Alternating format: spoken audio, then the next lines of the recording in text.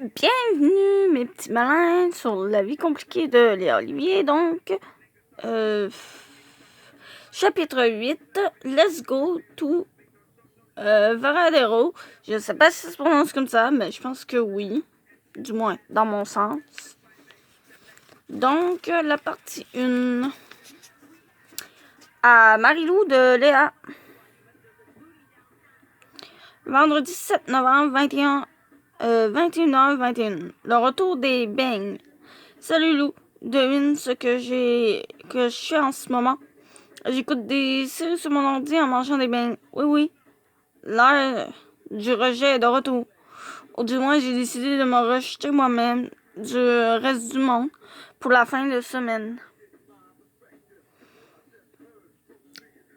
Tu comprendras que ma semaine qui avait si bien commencé grâce à mon 87% en mathématiques s'est terminée de façon désastreuse. Et qui dois-je blâmer pour ça? Maud, voyons.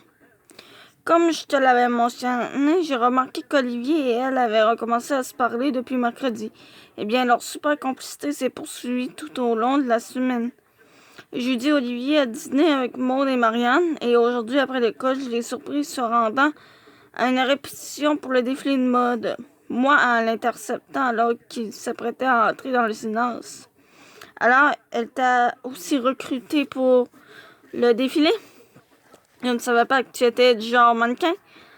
Olivier, en se tournant et en souriant, salut. En fait, c'est Morgane qui m'a dit que le comité recherchait encore un gars et les filles de l'organisation ont toutes été d'accord pour que j'embarque.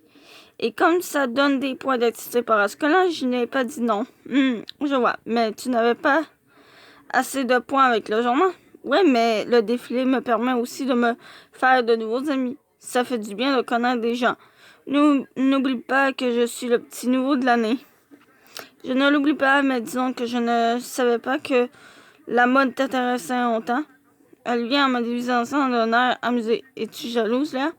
Moi, du tac au tac, veux-tu que je sois jalouse? Elle vient du tac au tac aussi. Non, je veux que tu sois ma blonde, mais ça, c'est hors de mon contrôle. Sa répartie m'a fait sourire. Veux-tu faire quelque chose en fin de semaine?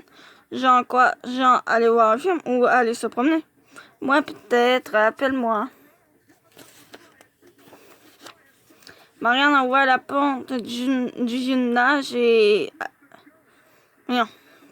Marianne envoie la porte du gymnase à cet instant. Et m'a dévisagé comme si j'étais une tarentule. Excuse-nous, Léna, mais on a du travail à faire. Olivier, en me souriant, on s'en repart. Moi, en ignorant la nunuche. Ok, à plus.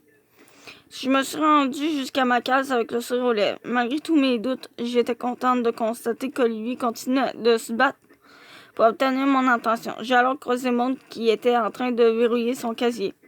Maud en faisant semblant de humer l'air. Il me semble que ça sent bizarre. Oh, je vois. C'est parce qu'il y a une tomate farcie dans les environs.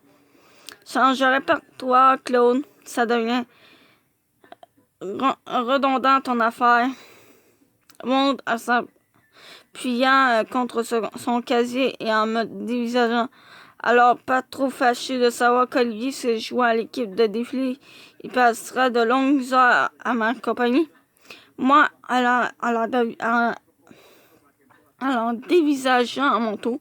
Non, parce que je sais que pendant tout ce temps-là, il ne pensera qu'à une chose, moi.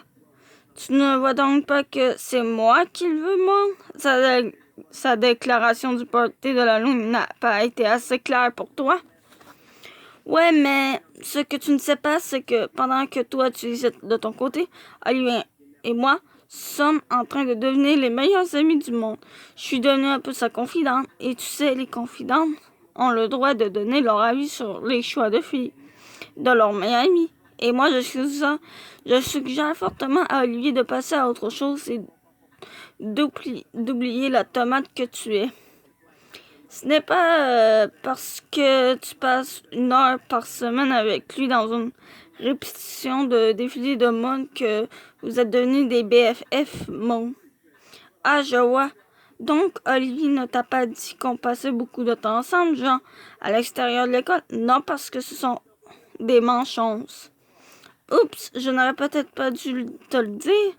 Ça ne va pas tarder à lui faire confiance. Hein? Mais ne t'en fais pas. Il n'y a rien entre nous. Un peu de tension, évidemment, mais rien de plus. Olivier, c'est comme ton Alex. Même si on sait et qu'on se disait, on ne se le dira jamais, car on ne veut pas faire de peine à ceux qui nous entourent. J'ai serré les poings et j'ai pris une profonde inspiration. Comment osait-elle comparer sa relation avec Olivier à celle que je partage avec Alex? Et puis encore, comment pouvait-elle suggérer qu'il y a un genre de tension amoureuse non assumée entre lui et moi, et entre elle et Olivier? Maud, en s'approchant de moi. Qu'est-ce qu'il y a, Léna? Le chat a mangé ta langue? Olivier est arrivé à cet instant même. Désolé de vous interrompre, mais Marianne te cherche partout, Maud. La répétition est commencée. Maud, en se tournant vers lui et en faisant battre ses cils. J'arrive tout de suite. Elle m'a lancé un dernier regard diabolique, puis elle s'est dirigée vers le gymnase. Olivier a hésité quelques instants, puis il s'est avancé vers moi. Ça va, tu n'as pas l'air de filer? Je ne file jamais bien après avoir parlé à Maud. Arrête de t'en faire avec elle. Ouais, c'est facile à dire pour toi, étant donné que tu es devenu son meilleur ami. Olivier en haussant un sourcil. Hein? De quoi tu parles? Je parle de Maud et toi. Elle m'a dit que vous parliez genre tous les jours et que vous passiez beaucoup de temps ensemble en dehors de l'école. Ouais, je t'ai déjà dit que Maud et moi étions amis. Ouais, mais tu ne m'as pas dit à quel point vous l'étiez. Et qu'est-ce que ça change? Je sais que tu ne l'aimes pas, mais moi, je m'entends bien avec elle.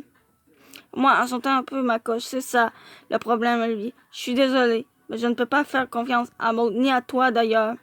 Ok, je te répète qu'on ne sortait pas officiellement ensemble quand je l'ai moi, en l'interrompant. Je sais tout ça.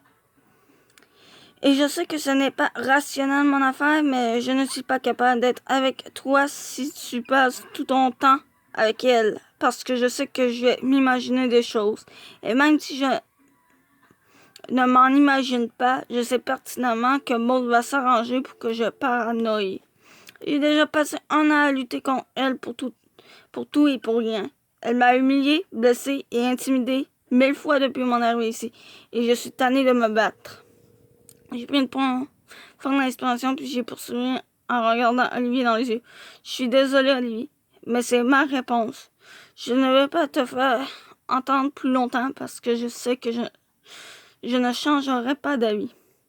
Je ne peux pas sortir avec toi si tu es ami avec elle.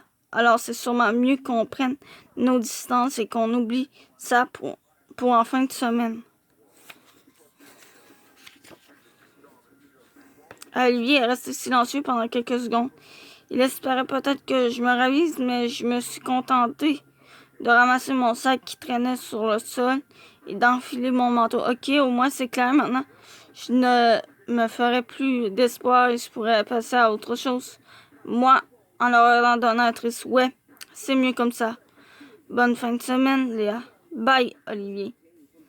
Il est reparti vers le gymnase. Il est allé retrouver sa meilleure amie Maud, qui se fera sans doute un plaisir de le consoler. Quant à moi, je suis rentrée à la maison et je me suis enfermée dans ma chambre. Comme mes parents ont un souper avec des amis ce soir et que Félix est encore sorti dans un bar quelconque, je suis contente de me retrouver seule à la maison. J'ai commandé du chinois et j'ai ressorti mes vieilles pantoufles mauves que tu m'avais offertes pour mes 12 ans. Je me rappelle que la vie était pas mal plus simple à cette époque-là. Premièrement, nous n'étions pas séparés par des centaines de kilomètres. Deuxièmement, les gars ne nous intéressaient pas encore. Et troisièmement, Maud la cruche ne faisait pas encore partie de mon quotidien. Effectivement.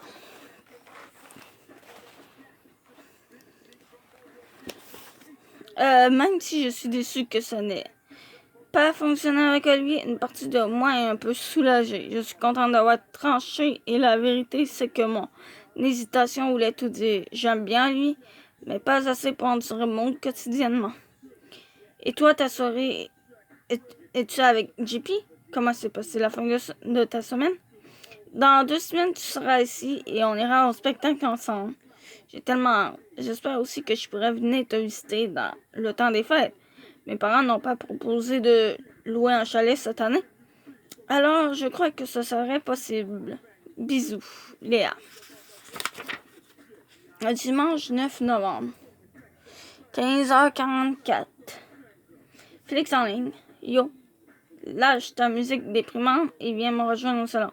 Pourquoi? Pour que tu puisses m'humilier là, oui, que je me sens encore plus mal dans ma peau. Bon, qu'est-ce qui se passe? Le player de ta classe a décidé dans Frenchen. Non, c'est moi qui l'ai flushé. Tu sauras. Ok, c'est quoi le problème alors? Ok. Je me sens juste blah en fin de semaine. Justement, quoi de mieux qu'un match de hockey à la Wii pour te remonter le moral? Vas-tu me laisser gagner? Non. Alors, j'en ai pas envie de jouer. Et si je te laisse choisir ton jeu, vas-tu dire oui? Peut-être.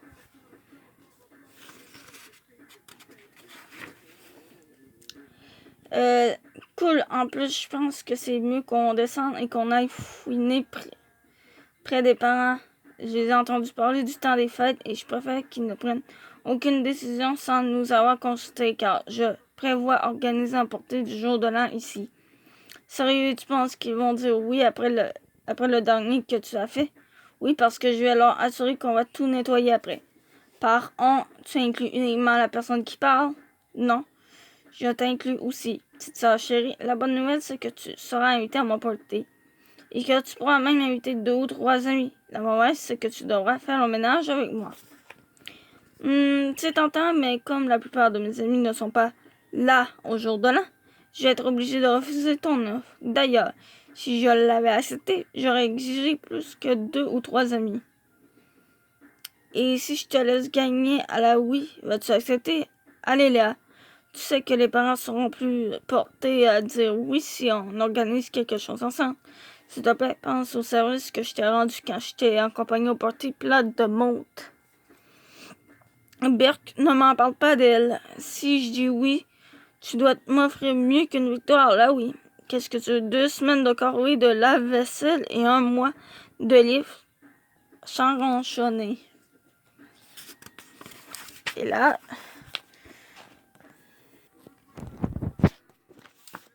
relax, tu vas en profiter autant que moi de ce party-là. Je t'offre 0 semaine de corvée de lave-vaisselle et 1 semaine de livre. Une fille, ça c'est vendu. Ok, je te rejoins en bas. 10-4, j'arrive. À l'ère de Marilou, dimanche 9 novembre, 17h22, Burke. Sais-tu ce que je viens de voir dehors? Un flocon. Peux-tu croire qu'ici l'hiver est déjà arrivé? Je ne veux pas bon. Je veux retourner à l'été ou alors hiberner tout l'hiver comme une marmotte. Comme ça, si jamais on avait la folle et niaiseuse idée de retourner dans un camp l'été prochain, je pourrais m'appeler Marmotte engourdie. Je sais que ta fin de semaine est un peu déprimante, mais si ça peut te rassurer, c'est tout aussi ennuyant par ici. Vendredi soir, j'ai essayé de me sortir d'une soirée film avec JP, Seb, Thomas et Sarah Beaupré en disant que je voulais passer du temps de qualité avec Steph. Et comme JP a appris que Steph était parti à Québec en fin de semaine, mon super plan n'a pas fonctionné. Résultat, j'ai été coincé avec mon chum, les 2 ex de mes amis et la blonde insupportable de l'un des 2. J'aime beaucoup JP, mais il ne faisait pas le poids contre les électrons négatifs de la soirée. En plus, je sentais que Thomas était full mal à l'aise devant moi. Je me doutais bien que c'était à cause du party de Seb et plutôt que de calmer son anxiété, j'ai fait exprès de mentionner ton nom en 4 ou 5 reprises. Mouahaha. Chaque fois, je voyais le corps de Thomas se crisper et le visage de Sarah s'empourprer. Je me sentais diabolique, mais au moins j'avais du fun. Après le film, je suis allée à la salle de bain et Thomas m'a intercepté au passage, plutôt. Thomas a chuchoté l'air mécontent. À quoi tu joues? Je ne joue pas, je vais faire pipi. Thomas mal à l'aise. Ok, mais je ne parlais pas de ça. Je parlais de Léa. Pourquoi tu n'arrêtes pas de parler d'elle? Je parle d'elle de façon normale. Moi, je pense que c'est ton cerveau qui te joue des tours. Et que tu entends le nom de Léa partout. Thomas confus. Non, c'est toi qui n'arrêtes pas d'en parler. Bref, Sarah n'est pas au courant de ce qui s'est passé entre Léa et moi. Et j'aimerais bien que ça reste comme ça. Est-ce que je peux compter sur toi? Moi, en souriant, donnant un diabolique. Mais évidemment, quoi? Tu ne me fais pas confiance? Je suis partie aux toilettes avant de lui donner la chance de répondre. Je sais que c'est méchant de jouer comme ça avec sa pression artérielle, mais je t'avoue que ça m'a fait un petit velours. Thomas et Sarah et Seb sont partis quelques minutes plus tard et dès que je me suis retrouvée seule avec JP, il m'a regardé d'un drôle d'air. Moi là, innocent, quoi? Pourquoi tu me regardes comme ça? JP en souriant. Tu es vraiment diabolique. Moi en souriant aussi. Je sais. Et JP m'a embrassé, signe qu'il m'accepte comme je suis. Ce petit moment de romantisme entre lui et moi représente pas mal le point fort de ma fin de semaine. Samedi, j'ai eu un entraînement de natation. Puis j'ai gardé mon frère en soirée et aujourd'hui je fais mes devoirs et je déprime en regardant l'hiver qui s'installe déjà. J'ai aussi beaucoup pensé à ton histoire avec Olivier, si tu veux mon avis, et même si tu ne le veux pas, je vais te le donner quand même, lol. Je pense que tu as pris la meilleure décision.